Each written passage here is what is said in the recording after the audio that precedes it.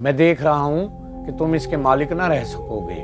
हज़रत नाफ़े बिन हारिस रज़ी अल्लाह ताला अन्हु कहते हैं, मैं रसूल सल्लल्लाहु अलैहि वसल्लम के साथ 400 सहाबा इकराम के लश्कर में था। आप सल्लल्लाहु अलैहि वसल्लम ने हमें ऐसी जगह उतारा जहाँ पानी ना था। लोगों को प्यास ने बेचैन कर दिया। चनाचा एक भेड़ सामने आई, यहाँ तक कि रसूल सल्लल्लाहु अलैहि वसल्लम के करीब पहुँची। उसके सींग बड़े बड़े और तेज़ थे। रसूल सल्लल्लाहु अलैहि वसल्लम ने इसे दोहा और तमाम लश्कर इससे सैराब हो गया।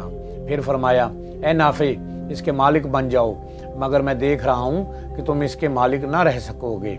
मैंने एक लकड़ी ली और उसे ज़मीन में गाड़ा और रस्सी लेकर इस भेड़ को इससे मजबूती से बांध दिया। रसूल सल्लल्लाहु अलैहि वसल्लम ने आराम फरमाया।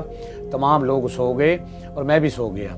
जब मैं बेदार हुआ तो मैंने देखा कि रस्सी खुली पड़ी है और भेड़ मौजूद नहीं है। मैंने रसूल सल्लल्लाहु अलैहि वसल्लम से यह हाल अर्ज़ किया।